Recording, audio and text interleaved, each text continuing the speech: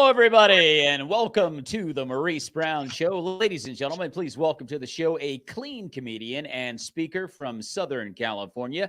He is an up-and-coming talent who has shared the stage with Michael Jr., John Christ, Jeff Allen, Nazareth, and Bone Hampton. Ladies and gentlemen, please welcome to the show the very talented and the very funny John Hill. What's up, John? How are you? Hey, what's happening, man? That's a pretty impressive resume. I don't know who wrote that, but it makes me sound pretty good. Well, thanks, man, for being on the show. Yeah, but dude, you got a pretty good reputation. As I was telling you before we came on live, Karen Robertson raves about you, as well as a number of other comedians. I was out in San Diego in 2016, and I met a lot of good comics out there. I don't know if you're familiar with Maria Herman, who's Oh yeah, originally from Australia, yep, Charlene May, Brian April. yep. My God, Lisa Gilbert, yeah, Lisa Gilbert, Dustin Nickerson. There's a bunch of guys out there. Brandon Young was out there for a while. yeah, Mark Christopher Lawrence. There's a bunch of great comics out there. yeah, Scott Wood. Yep, Scott Wood. They got a good scene. I mean, it's a good scene. Were you at the? There was a comedy, I think, conference of some sort that was out there for a couple of years. Were you out there for one of those, or were you just visiting? No, I was out there for the conference. It was a clean Okay. comedy conference that was Yep. pretty much put on by Brandon Young and Yep. Maria Herman, and they had Eddie Brill there, who's the former writer for David Letterman.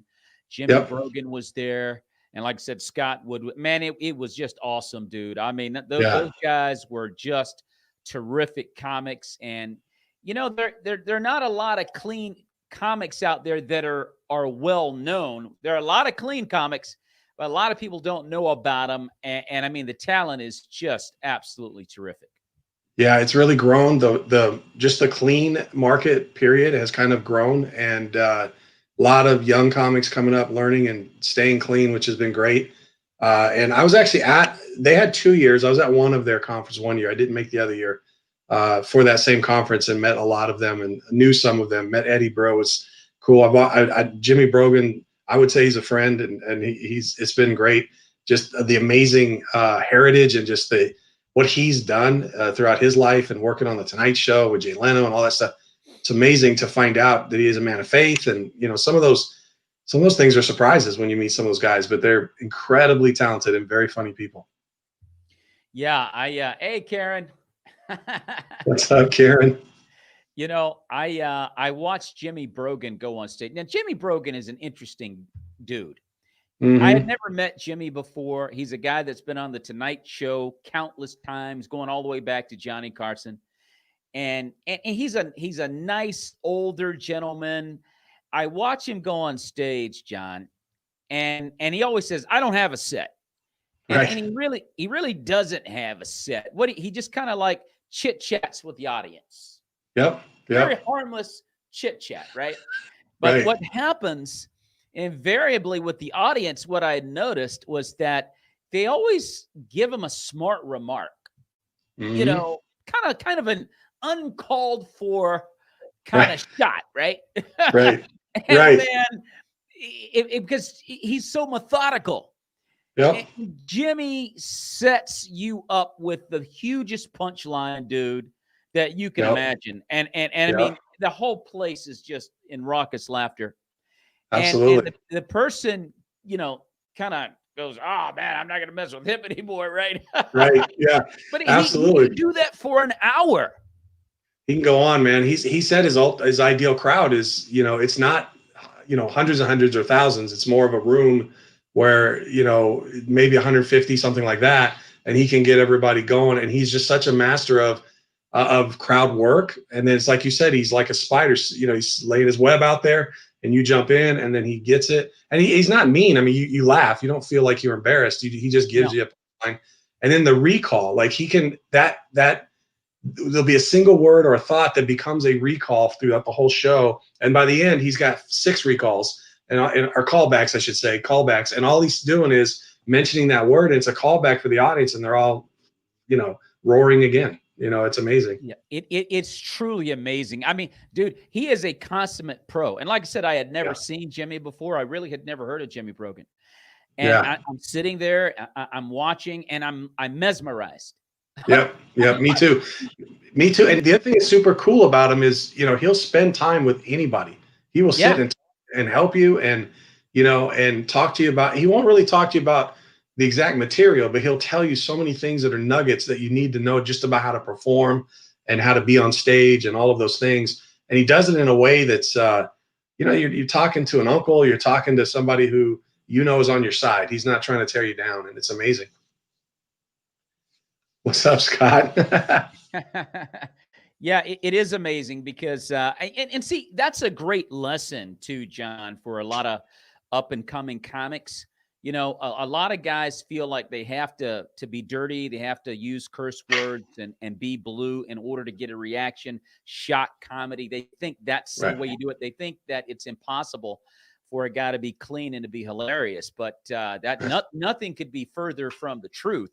And That's so right. when you look at some, and I'm not going to call any names out, but there are guys that like to be mean to the audience and they like to put them down and talk about what they're wearing and they get their laughs and so forth. They'll spend 5 to 10, 15 minutes of their set just cutting people down. And I'm like, dude, when are you going to start in your routine? Right. Right. I mean, that's what I'm thinking. You are just one mean guy. You're a mean dude. Right. And there are comics that have made a lot of money doing that. But when you see a guy like Sure. Jimmy Brogan, like you said before, it's not mean. Right. There's no ill will in the vicinity. I mean, you're watching it. The person that he's cracking on is laughing. Yeah. Yeah. And so it would be worth any comedian to just study Jimmy Brogan and see how it's done. Agreed. Last I heard, I don't know with COVID how this works, but he and Jay Leno were still running a Sunday night show.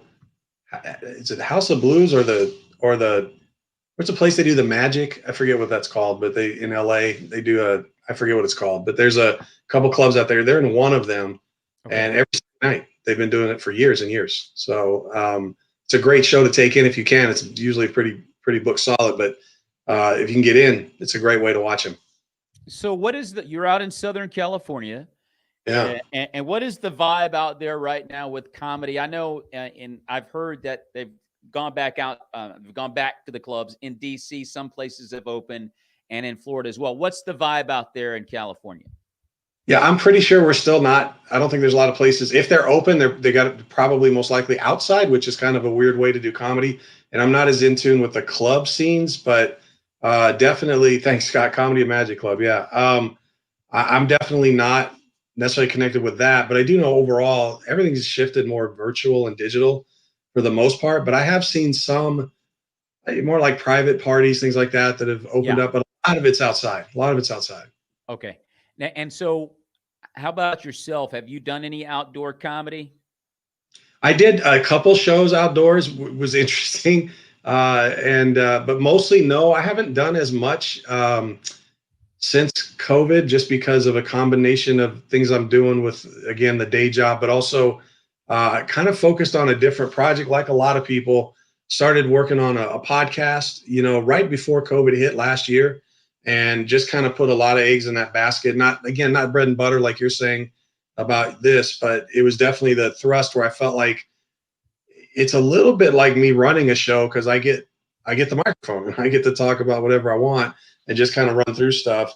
So that's kind of been most of my time as far as, me personally, but I have seen a lot of guys doing digital shows, especially out here. There's a couple guys that were running shows in my area a lot before COVID, and now they do digital. And it's been kind of neat to see them flourish. I mean, do okay with that.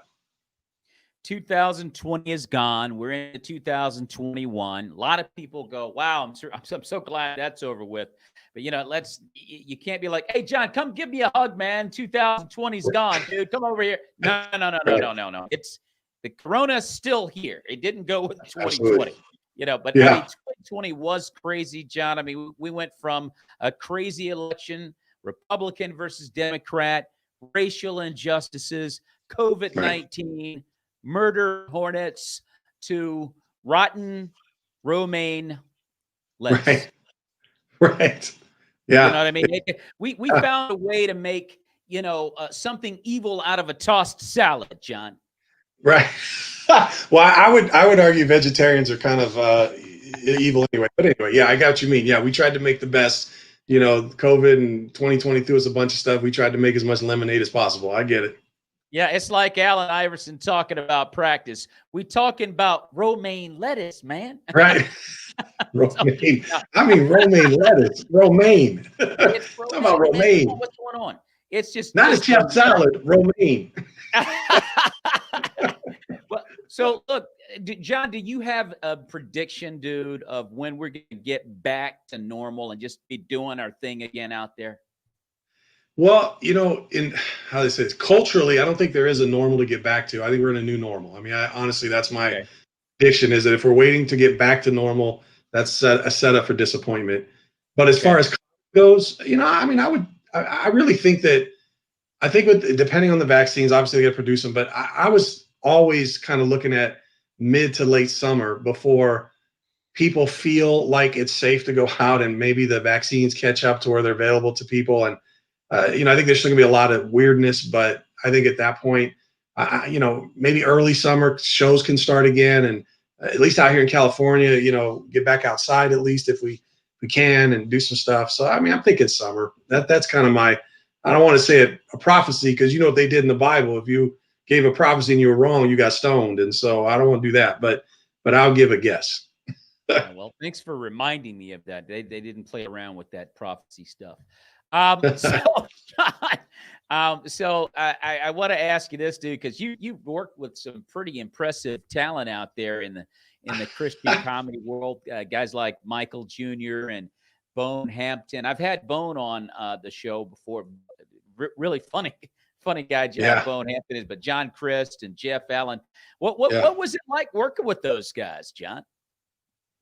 All of them are so great to work with just because they're really, I mean, they really are the real deal men of faith. They're real deal in terms of just how they approach comedy and some of that. And, I like to think of it, I mean, I opened for them all, but I like to think that they closed for me, but had opportunities in different shows, to be a part of that. Part of it, a lot of those guys came from, we had, as a church, the church I go to, we ran comedy shows, I think 3 times a year, big comedy shows. It's a large church, and they'd get anywhere from 600 to over 1,000 people. And so a lot of those guys, I had the privilege and honor of being able to host and then kind of open up and then bring them on. And so it's a little bit of a cheat on a resume to say I, worked with them in that sense. But I did get to be on stage with them in the same shows, so it was a lot of fun. And these guys are geniuses. I mean, they all have a different style, a different way to do comedy.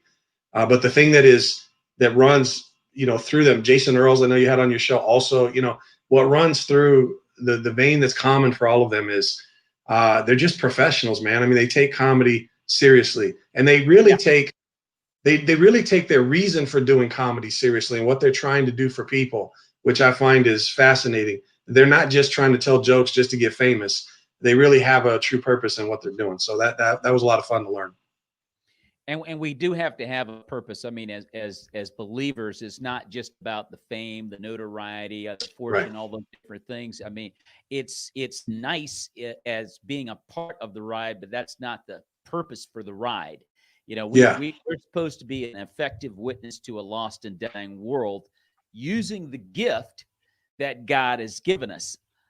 For Right. that reason, and it's so easy, man, to get, for you to get a big head out here, man, a couple of pats in the back and, a couple of compliments here. And then all of a sudden, dude, you're gone. You didn't even realize you got away from you.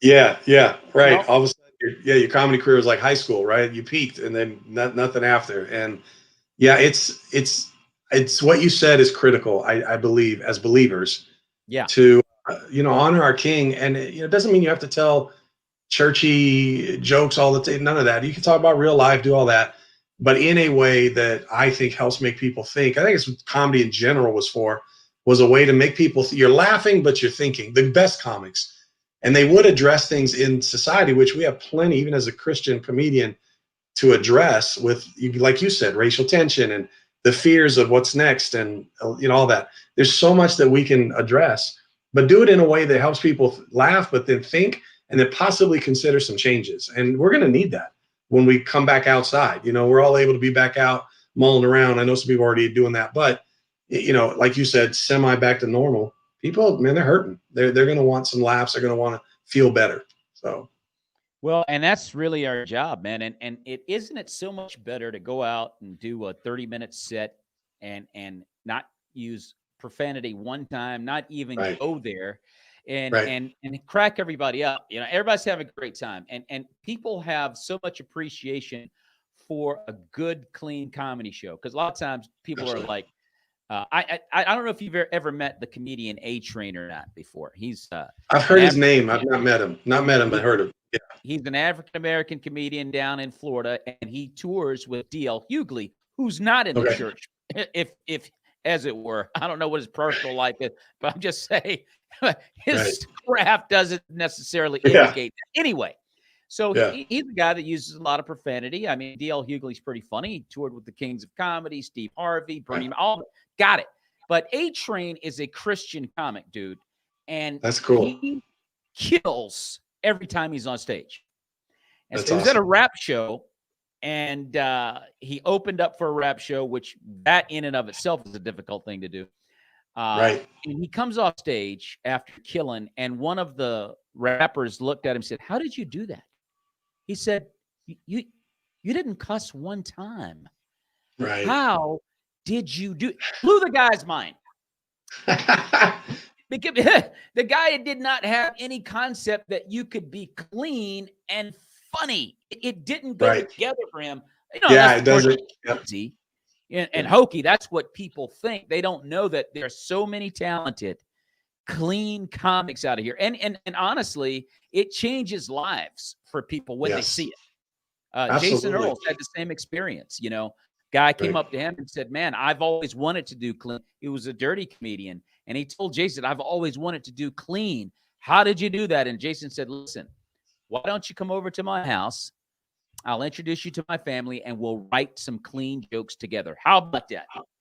That's awesome. Yeah. And it's an effective witness, man, when we're up there and we're in, I don't know if you ever do clubs, John, or taverns or anything like that. Yeah.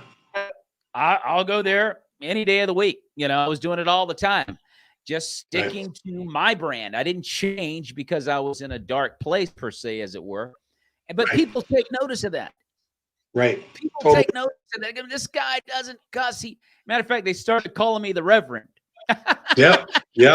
They started. Yeah. No, I've had a similar experience. When I was starting out and trying to learn, like you said, the craft, number one advice everybody gives is just get on stage. So lots of open mics, lots of bars, lots of dives, lots of, like you said, taverns, sports, whatever, source bars, all that. Yeah.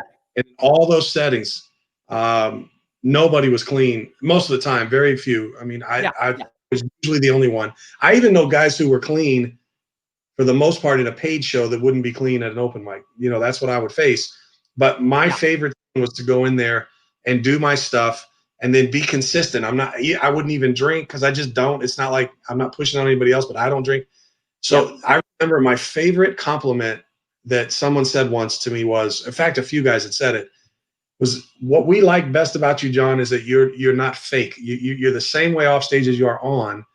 And it would take people a while to realize, "Yeah, you didn't cuss, did you?" And I'm like, "No." And even the audience, what I always wanted to do was not necessarily be a clean comedian, but just be a comedian who can be in any show and people will laugh.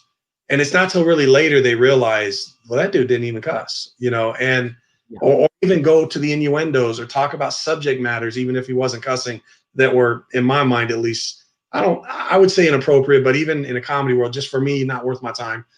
But what I'm saying is to be able to do that, and not because of me, I don't pat me on the back. I'm saying that was my opening, and I had a better ministry off stage with other comics because that was my opening to share my faith.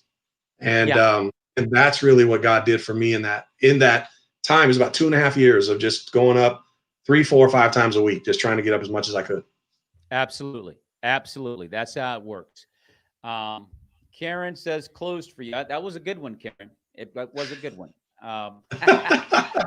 Yeah, but when comics take note of that, or the audience members taking it. Like I like what you said. Sometimes they don't even realize that you didn't cuss. They're just laughing because they get into a zone where they're laughing at everything that they hear, and they assumed that you were inappropriate.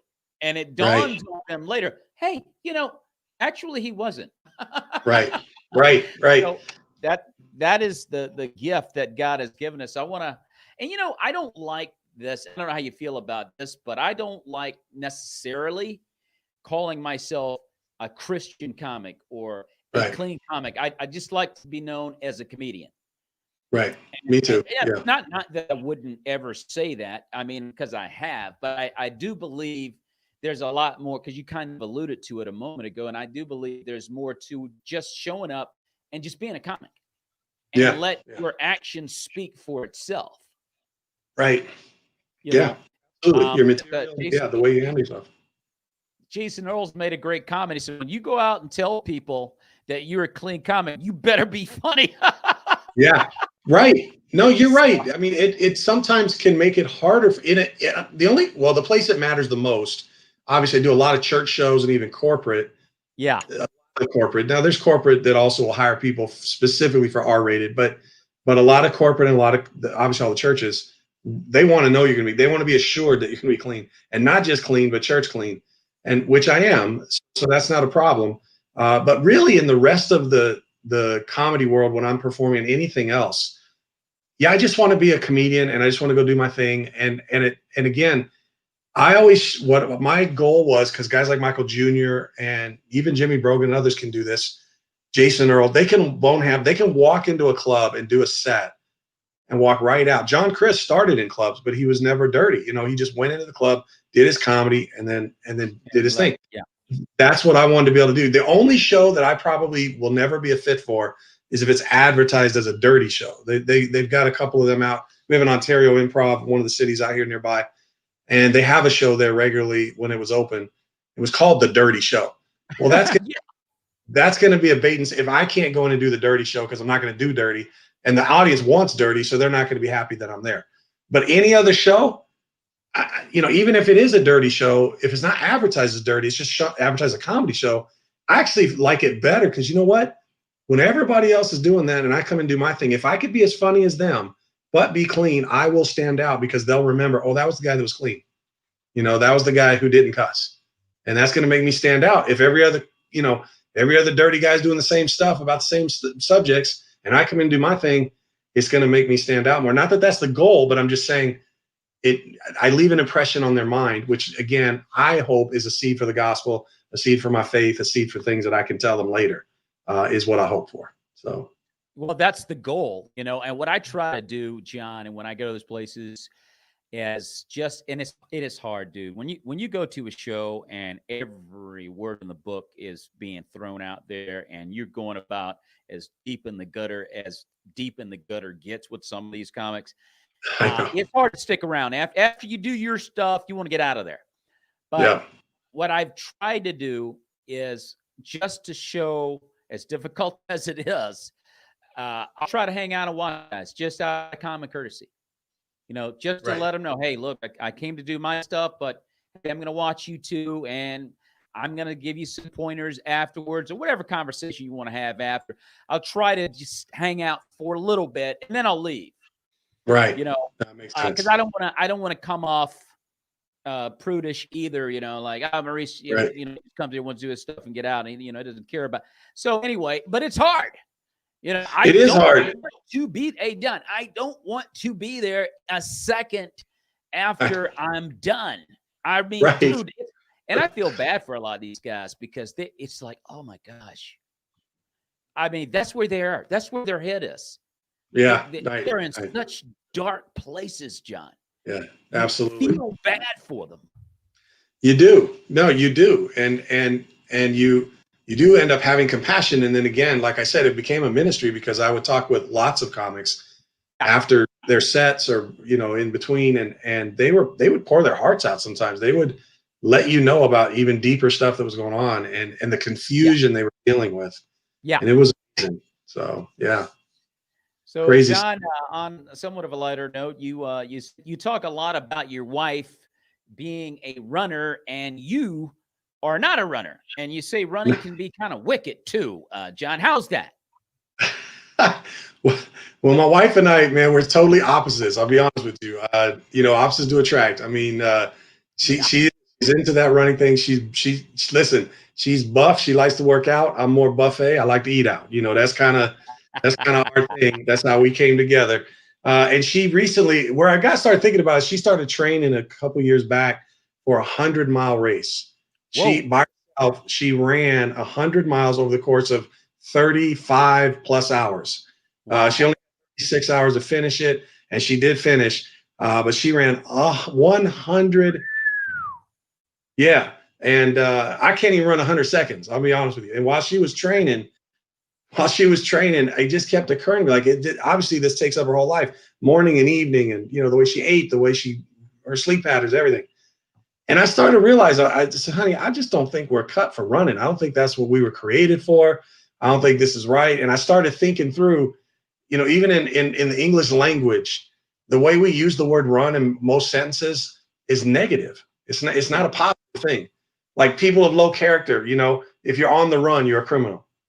If you're running around, if you're giving somebody a run around, you're like a con artist. Those are low character people. Adulterers out on their wives. I mean, that's not a positive thing. That's not a positive thing, John. No, not at all. No. So, and health, it's a mess. If you have a runny nose, it means you're sick. If your heart is racing, you better go to ER, right? And nobody wants to get the runs, Maurice. Nobody wants to get the runs. No, nobody wants the runs, John. No. Right. So, I mean, this is crazy. And then what I was really pleased to being a believer, is I found in Scripture there's even a verse that is from the Bible that tells us about running. It's all you need to know. Proverbs 28:10 says, "The wicked run when no one's chasing them." Oh my gosh. Right. So what that means is, if you're running and there's nobody after you, you're actually sinning. Okay. You are actually. Now I understand the wicked part of this whole narrative, John. Now I get it. Runners are wicked. That's what I'm trying to say. Running is wicked. I mean, Maurice, when you come to Christ and you become a follower of Jesus, what do they say? Welcome to the Christian walk. They don't say the Christian run. They say, come to the Christian walk. Right? Right. God's a walker, man. I was doing a show and somebody came up and they said, "Hey, okay, I get what you're saying." But because, funny thing about doing church shows where you're a comedian is churches don't always know that it's all jokes. They want to take it seriously. So I had probably a deacon or something, came up and he says, "Pastor, appreciate your humor and your comedy. You were funny, but I don't know about this running thing. In the Bible, it says that you will rise up with wings like eagles and run and not get weary." Yes. And I said, "Yes." And I said, "But you know what the prerequisite for that? You know who gets to do that? Those who wait on the Lord." Why? Because God is walking, right? I mean, that's why you got to wait. You can't get out ahead of God. That's a problem. So just wicked stuff, John. Wicked. Wicked, man. Wicked. The Boston people love that word, right? Wicked. It's just wicked funny. Dude, my wife got into marathon running a couple of years ago. And I'm like, "Babe, it's all good. You do your run. I'll be over here with my skinny latte, and I'm going to be cheering you on like crazy, babe." That's it, man. I'll support you like nobody else, man. Hey, listen, man, those runners are in trouble. That's pretty funny, dude. That's pretty funny. That's funny. Look, John, so, we're talking about playing comedy, everything, man. How does your faith in the Lord influence you as a performer? Yeah, that's a great question. When I was thinking through that, and I'll tell you, the biggest way is that with my faith, what I try to do and how it affects my performing and being a performer is understand that, Karen, in fact, was on your show, used to say this a lot because she used to host a lot of shows that I would be in. And, laughter, the Bible talks about being medicine, and I think joy obviously comes from God. I think true joy and laughter are gifts from the Lord. Okay. But if he gives someone the ability to help others get there, to experience joy, experience laughter, then I look at it as part of my faith, as it is my responsibility then to use that gift in honor of God, by helping to minister to people, with my abilities. It's just like anything else. if your gift was serving, if your gift was hospitality, if your gift was leadership, whatever it might be, you're supposed to leverage that for the benefit of others. That's kind of what the biblical theme is. Yes. And that's what I want to do with my laughter and with my ability to help people laugh, is leverage it for them so that they might even come to a place. And this is, again, when I'm at shows, we've had shows where people have come up and said, I had a show, it was a Valentine's Day show, surprised me. Valentine's Day show, a widow came, her husband had just passed, I think just months before, it was definitely in that year. And she said, I haven't laughed since he passed. Now, I couldn't believe she was at a Valentine's Day still mourning her husband, came to a Valentine's Day event at a church. And she said, you made me laugh for the first time since he's been gone. And to me is just powerful, right? That's powerful stuff. That helps people connect with God through laughter. And so to me, that's how my faith influences me. Man, that is pretty darn awesome, John. And with this COVID-19 now and the coronavirus, we got more people. I don't know how many suicides that have occurred since this COVID-19 has started. Divorce rates gone up. A lot of things, man, going on. People need to laugh. Even if we have to be relegated to Zoom. And speaking of Zoom, have you done Zoom shows? I've been asked. I've had a couple of people ask. It hasn't fit into the schedule quite yet. We did a live podcast on my podcast that I was putting a lot of work into, and it was a little bit like a show. It wasn't straight. We had Scott Wood come in, Mark Christopher Lawrence, some others. We had a live band. It was kind of fun. That's probably the closest I got, but I do have a couple guys who let me know whenever I'm ready. They're doing regular Zoom shows and they would put me in. And so I'm thinking about it, but I'm not going to lie. It's a little bit intimidating, just not having any real live reaction, tangible sort of feedback. It's a little intimidating, but I'm probably going to give it a shot at some point.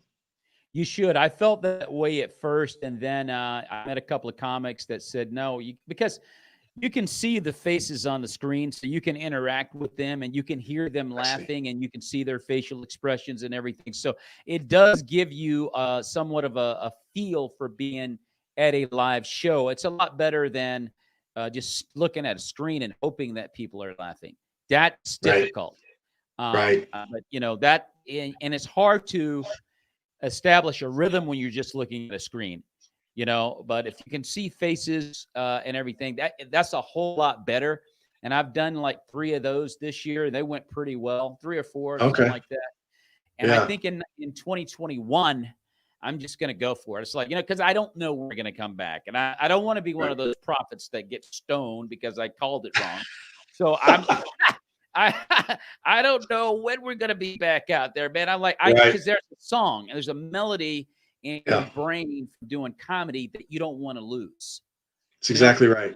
There's a beat, there's a pace and a rhythm to what we do that we've developed over time. It's almost like riding a bike, but you don't want to lose that, So I think I'm just going to go for it this year in 2021. I'm just going to go nuts with it. I'm going to get back out there and start doing the Zoom and everything. The COVID-19 thing has been, like I said, about the year has been romaine lettuce and this big recall. They better not do a recall on PlayStation 5s or we're done. Every computer geek in the world, they're going to go on a rampage and they're going to hack every government computer and hold the nation at computer geek gunpoint. That's it, man. That's it. PlayStation's back. So sir, slowly step away from PlayStation. So we don't want that to happen, John. That can't happen. That's great. That is so great. That's funny. But as a Christian comic, clean comic, invariably we're going to run into hecklers just like everybody else from time to time. How do you deal with that, John? Yeah, like you said, it's time to time, and the types of shows I do mostly, I probably experience more in the clubs and bars and things like that than I did churches. Sometimes the pastor's wife wants to heckle, but usually it's pretty safe. But I knew this wasn't going to be funny. Why did you bring this in? Anyway, what I've done, I've tried a couple different things. I'll say this principally. I generally don't resort to trying to insult the person or any of that. What I try to do is one of two things: either get them on my side with a joke or something that, like a Jimmy Brogan, that they can laugh at. I didn't just dump on them, but they can laugh. Or I get the whole crowd to be and the crowd does my work for me, right? Because they start kind of getting to tone it down. One time, I know my favorite thing I did was somebody was heckling, and I said, "Hey, sir, don't worry, I'm a pastor. I'm gonna pray for you." And I got a laugh there, but then I let the laughter die down, and he tried to respond, and then I bowed my head and literally started to pray into the microphone. And it was so funny to watch. People were half laughing, and some people were bowing their heads, and they didn't know what to do. And I saw one guy wave a bartender away. She was bringing over him a drink. She's like, "He's not right now, not right now. We're praying." I mean, it was hilarious.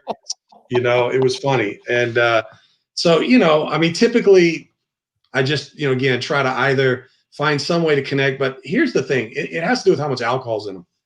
Yeah. If they're just gone, if it's a bar, tavern, something like that, then they're just gone. It's almost better just ignore them, because you're not going to win, when that situation. You're not going to win. You know what, John? I got probably a 95% success rate in dealing with hecklers. And I learned, because I'm not going to get into it with them. Like you said, I don't like putting people down, but there's a way. I found a way for me that works to get them to just sit down. Right. And instead of going back and forth, I'll go, "You know what? You're right. But there's more. You just get a load of the rest of this." Right. And like I don't get thrown off my line. So the person's kind of confused, and they're like, he's really not concerned about it. And if I don't stop, they think they might be the punchline. I don't know what they're thinking, but they just sit down. But I had a girl one time, John, and you're right about the alcohol, dude. I had a female one time, and she lit every comic up that went up there. Right. And I'm thinking to myself, oh my gosh, what am I going to do? So I get up there, and she's on me. She's wearing me out. Right. And I'm trying every nice guy thing in the book that I could think of. Right. Yeah. You're trying to, just sit down. But you know what? Actually, John, it did work and it didn't work. She actually, for the first time, she did sit down. Wow. And I continued with my routine, which went okay. The problem was my computer was so jacked up. Like, I didn't know where I was. Right. The people, they don't know your material. The audience has no idea that you're lost. Yeah, they don't know. Yeah, absolutely. Yeah. And I just kept talking about whatever. That punchline should have gone 2 jokes before. And she really, that's funny. Really messed me up. And it's like you said, if they've been drinking, dude, there is nothing you can do. No, it's not much. Other than become a mean comic. Now, there are guys that live to destroy people. Right. Absolutely. There are guys that are hoping that they will get heckled so that they can destroy you. But anyway, I was wondering how you deal with that. But I found a way that usually works pretty well. What is your worst bombing experience on stage, John? I like the question, worst bombing, assuming there's been multiples, which is great because it's true when it comes to comedy. What was the worst one? It's funny. I really have two. One, you had Jason Earls on, I know, one of the shows here, and he's the president of the CCA, Christian Comedy Association. And every year a conference, and they have a showcase on the first night that's invitation only in the sense of who the comics are in the show. And they fill the room, and they always have it at a big church, and there's all kinds of people. It's a great show. But then for the rest of the comics, they have a tryout system, and then they have a secondary showcase the next night. And that's, usually you get 150, maybe 200 people in that room, as opposed to thousands. But it's still a fun show to be a part of. And twice, I qualified for because you do these rounds of open mics, and then you qualify for the showcase at night. 2 times I qualified for the showcase at night, and both times I decided to tell new jokes at the showcase, which is about the dumbest thing you could ever do, is get up in front of a showcase and not just do your best stuff. And so I a little bit on both of those, really on both of those. So then I finally realized, well, don't do it there. Do it, this last year, Jason had booked a bunch of spots in town for the locals to come out. And then we all signed up and he put us in rooms. And I was in an art gallery with, I don't even know, 20, 25 people. And I did the run bit. I was talking about the run bit that I just, we talked about earlier. And it wasn't done yet. And, it was just still working on it. And man, did it tank. I mean, it just tanked. And I walked out of there, what am I doing here? It was crazy. So that was definitely one. The other one real quick, that's probably funnier, is I did a senior show for, 55 plus for a church. Yeah. And I come in and there's a meal. Okay. So I'm sitting there waiting for the meal to be done. And then the guy gets up to introduce me. And he says, before we bring on our comedian, John Hill, which you guys, and other comics know, you really should end the introduction with, here's your comedian, John Hill, So he already starts out going, our comedian, John Hill. Before that, I just wanted to let you know that so-and-so, who's been a part of our group for years, passed away on Tuesday. And everybody, you see the room, it's like one of the favorites, right? Oh, and then Pastor just let us know that our ministry is going to be put on hold for the next 3 or 4 months while we reboot. So we're not meeting for the next 3 months. Here's John. It's like, what? Yeah, it was a tough room after that, man. I won't lie. Well, a lot of people that put on comedy shows don't know what they're doing. Like, they don't mean any harm. I mean, it's not intentional, but there are setups for failure for comedians. Right. So if absolutely, if you put a poorly lit room, if the acoustics are bad, if you're having a buffet line during the comedy, there's just so many things that you don't do for a comedy show. And a lot of churches in particular do not understand that. No, they don't. They don't understand that. So it's a setup for failure, and then you have to overcome the room, and especially if they're going to introduce you and they keep dragging it out, and you got all these different things that you want to try or do. But I like what you said about trying new jokes. Like, when you're in a situation where, you're supposed to do well or you're being showcased, all the stuff that's skeptical or I haven't really finished cooking it yet, not the time. Tonight is not the time to do that, So, and that's when you got to get that drunk heckler. You got to get that drunk heckler and do those jokes. Oh yeah. There's no question about it. When you have something like that happen to you, John, is it something that you kind of mull over for a few days, or are you able to just kind of kick it out of your system immediately? I think it depends. I probably lean toward kicking myself, but there have been times when I've been able to shake it off and walk right out and been fine. But I do tend to default to being a person who, I don't go to the point where I doubt, I think I'm terrible or any of that. It's just more, I will definitely drill on it myself and replay it and figure it out. And where that does help me is oftentimes, and learn this, Rick Roberts is another guy who's part of the CCA and does a lot of stuff. He's out of Nashville, and he's the one who's always talking about, going back to what you said about maybe, have something that you send to churches that helps them understand, I need this. Not like green M&Ms kind of writer, but more like you said, serve the food before I come up. Introduce me this way, things like that. Because he said, and he lets them know, it's not for me, it's for you. I want the show to go well, and this is what helps. But he also says, Rick Roberts does, that, when you're doing a showcase, like you said, do what you need to do. But also, when you do bad, recognize that sometimes it's just a word that's out of place and needs to go in a different place that will make that joke work. And when you at least go back and evaluate, you might go, oh man, I've been saying that this way, and I really need to say it this other way. Exactly. And then all of a sudden the joke unlocks and explodes, so that's why I'll look at it. Well, that's where the thick skin comes in. I was telling you before we came on live that we're daredevils.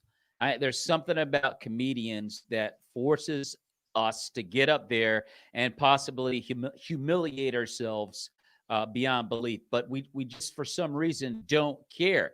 And you can't be a comic if you care too much.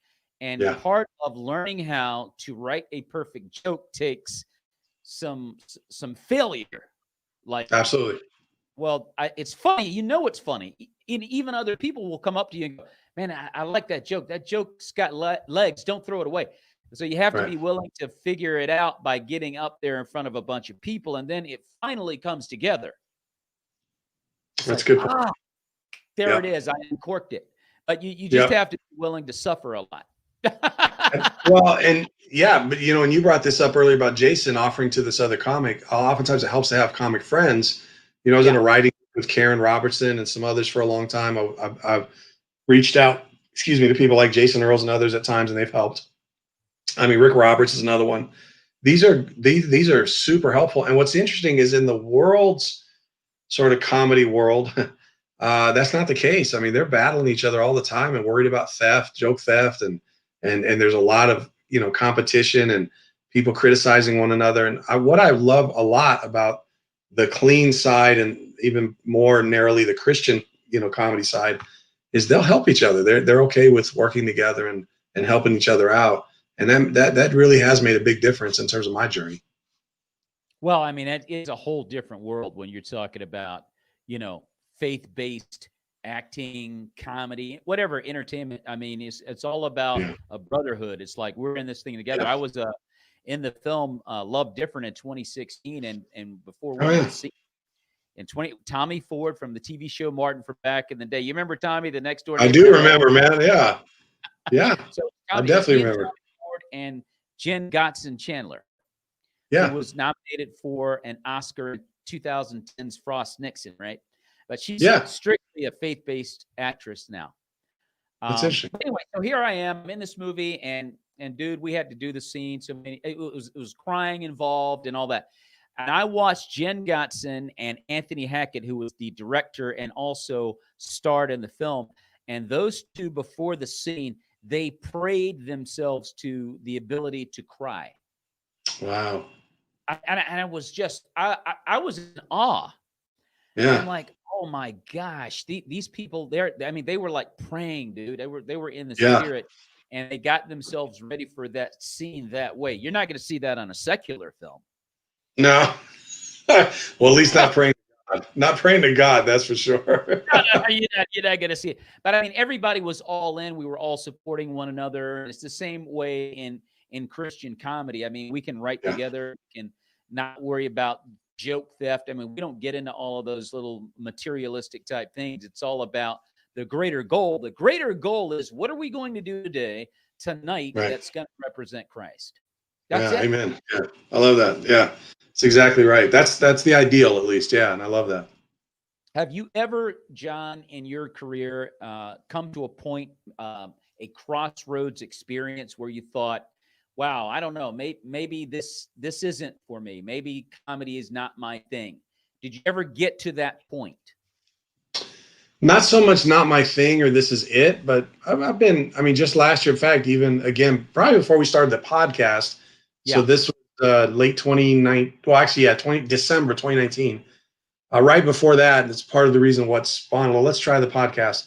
I was at least dealing with is my run over. And a lot of that wasn't frustration or wanting to give up. It was more schedule. And then, just maybe coming to say, like, maybe comedy's not going to be the full-time bread and butter thing. But I don't really want it to just be a hobby. So maybe I've done and even considered doing a recording so that I could kind of end it. Like, at least that's out there, put in a time vault, whatever. John Hill was on the stage. yeah. And then I started the podcast, and and I love the podcasting piece. I mean, honestly, I mean, you have a great radio voice, and I love how smooth it is and all of that. I don't even have that. This phrase, you have a face for radio. You even, you're a handsome dude. I mean, you got it all. I kind of don't really have a face or a voice. I kind of have a face for COVID. That's what I have. But keep wearing the mask. That's what people keep telling. COVID thing's working for you, John. But it really revived me in the sense of just thinking through new material and thinking through all of that was really the podcast. So again, it wasn't frustration. It was just more, is this the end of the run? And now I feel like, no, I think there's still a little left in the tank. We're going to still do some things and see where God wants to take it. Yeah, well, and the reason I asked that question, John, is because you get to a point in comedies. I don't know how I should put this because I love it. but it's also hard because Yeah. you're trying to figure out how in the world can you get certain routine or jokes over the plate or certain demographics. Why can't I get this particular demographic? And then you have to be willing to go through those hard experiences and you go, oh, that's it. I mean, you Yeah. figure it out, you know, but Yeah. sometimes it gets hard, and then you're like, man, I'm trying to break through, and I'd love to do a special. So just a lot of disappointment, Right. comes with comedy, and at the end of the day, if you forget that you're representing Christ, it'll make you quit. It it Right. it, it, Totally. it can.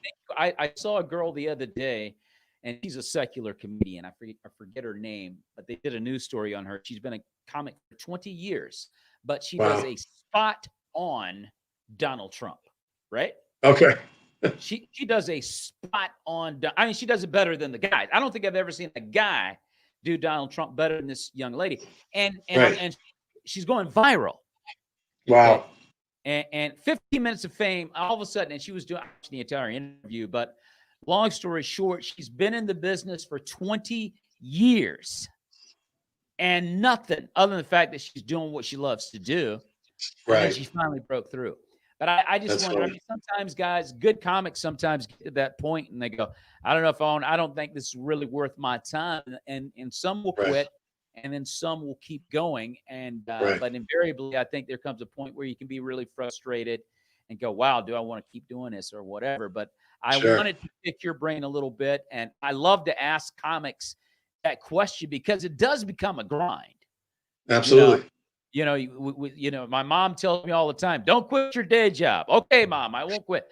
So, That's, so that's your funny. day job really is just that thing you do to pay the bills. That's not what you really Right. love to do. Right. You know, Right. this is what we love to do right here. This is Yeah. my Yeah. thing. Yeah. You know, Yeah. Yeah.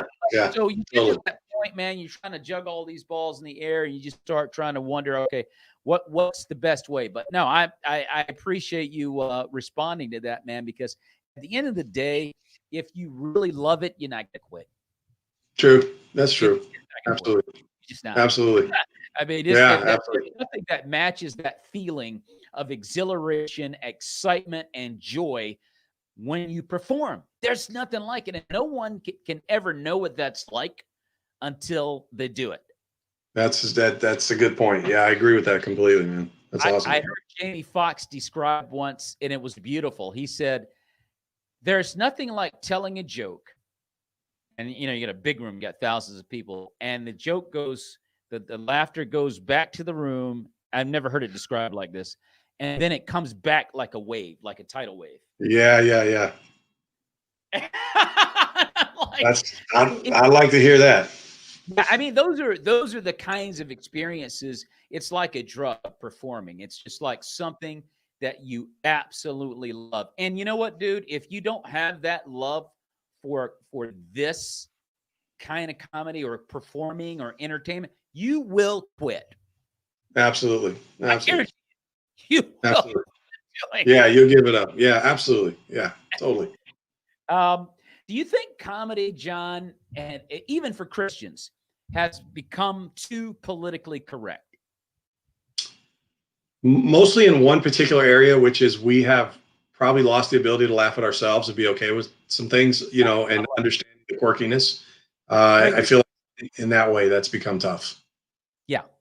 And I love that. And that was a very quick, brief response, but it was so spot on, deadly accurate. I think we have a real issue in 2021 of being real with Yeah. ourselves. Yeah, You- totally. I mean, we are pardon the pun, John, but we are a masked society. That's true. There's masks on in our souls really as much as there is on our face. You're absolutely right. Like at no other time in our history, we are so materialistic and fake. It's gotten so bad that we can't even laugh at ourselves anymore. It's true. It's true. Well, I also too like when we get offended for other people. Like, I've been in a place where I've made, I do some ethnic humor. Yeah. Nothing that's, it's just, I like to talk about differences in a way that says we're really all the same. And man, I can't tell you, I'll be in for instance, an all black church, and I'll talk about that, and they will roar and laugh, and it's great. Yes. And I'll be in a white church, but I'll talk about something that relates to either Hispanics, blacks, whatever, in a context of this whole bit. Man, people will be like, I don't know if you should say that. And, it's like, and they're not worried about what I said about the white people. They're worried about what I said about everybody else. And it's not insults. It's just observations. And man, it's tough sometimes. And again, it's that politically correct thing that is just, and church is tough anyway with comedy, because they're still dealing with the fact that comedy's okay. It's not evil. It's not of the devil. It's okay. So there's that. But anyway, yeah, I think that's probably the one piece that I wish we had more of, is the ability to laugh together at all of our quirkiness. Angela Hoover was on my show about 2-3 months ago. She's a female impressionist. Mm. And she was on America. She made it to the finals of America's Got Talent. Yeah. So she's really a funny comic. And she had a bit where she makes fun of black churches and white churches. Right. So whenever she goes to a black, because she's just talking about the different ways that black churches worship versus white churches worshiping. Absolutely. So she's doing her bit, and she's killing at a black church. She just destroyed. Right. And she did the same bit at a white church, and she bombed. Yep. Yep. And she didn't understand. And she didn't understand. I know. And she figured out that based on what you just said, I'm going to add to what she said. I think is one or two things.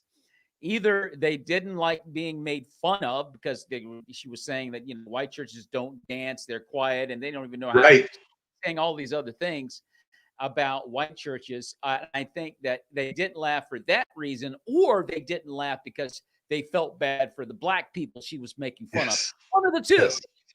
Yes. Could have been both.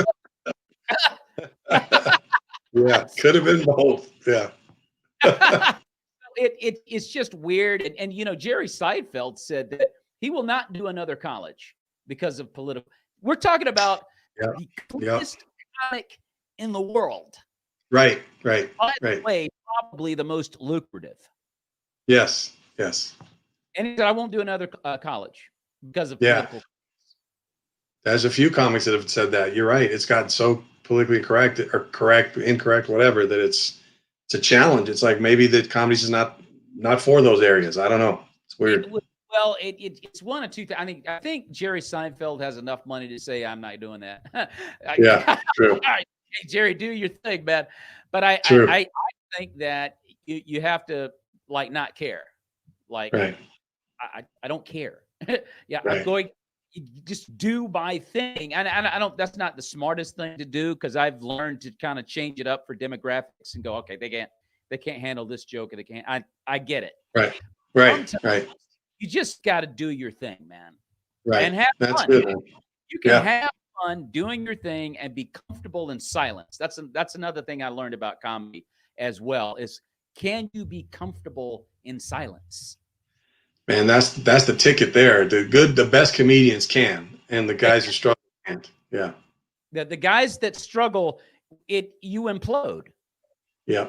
You don't know how to do it, but I'm trying to force myself past that. Like, you know what? I don't care. This is funny. I did a joke during the.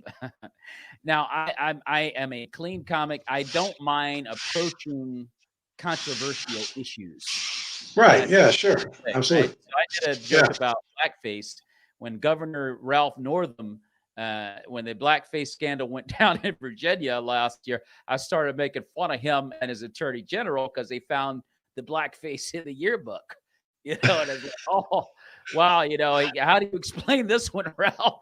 They got a little crazy at the frat party the night before. And it's just it's one of those things, man.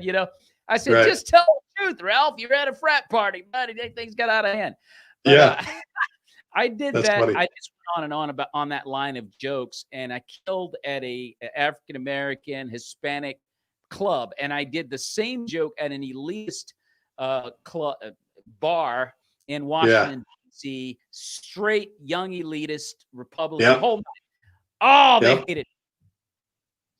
Man, listen, John, they hated me, but I was like, oh my gosh, I don't believe this is happening. But I didn't care. Right. I didn't care. Right. I just had fun anyway. Right. No, that's great. Yeah. But no, and so even though I did lose, I felt like I won anyway, because I just didn't let it bother me. And there was actually one guy in the audience. He was laughing his head off, but he did not want to give it up because nobody else was. You know, and he was like, I don't want to be the only one that's laughing. Yeah. But that kind of told me that it was really funny. They were just mad. I don't know if they were mad or whatever, but it's like, it just stuck up. It's just a joke. That's the thing. They're just too into themselves. Guys upset about. Absolutely. Yeah, man, that's funny. But John, listen, man, it has been great having you on. Man, there's a bunch of other questions I wanted to ask. This is such a great combo. Right.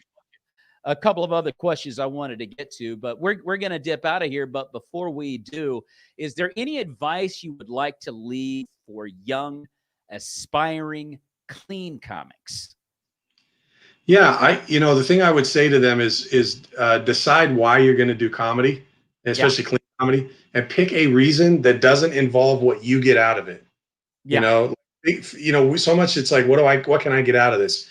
Michael Jr. once said, think about what you can give to the audience rather than what you can get from the audience. And then I think once you find that why, then stick with that and grind with that, because I think that'll keep you centered, because if you go after fame or money or whatever else, you're going to get thrown off. But if you understand, here's what I'm doing, why I'm doing it, and here's what I want to bring to people, then you will find your voice a whole lot quicker. Amen. Great advice. Great advice. John, how can fans follow you on social media or perhaps contact you for booking? It's super easy. It's just John Hill Comedy. So it's Facebook, Instagram. It's also my Gmail, johnhillcomedy@gmail.com is the email if you want to email me. Booking, there's a website, johnhillcomedy.com. But then also Comedy Food Truck Podcast, also on all those sites. Give it a listen. Go in and like us and share us and all of that. You can find it anywhere that podcasts are offered, and it'd be great for people to come in and join us as we talk about life. Amen. Sounds good. Ladies and gentlemen, we've been talking with the very funny and talented John Hill, all the way from Southern California. John, thank you so much for being on the show, and may the peace of Christ be with you and your family, John. Thank you, sir. Appreciate you too. Great meeting.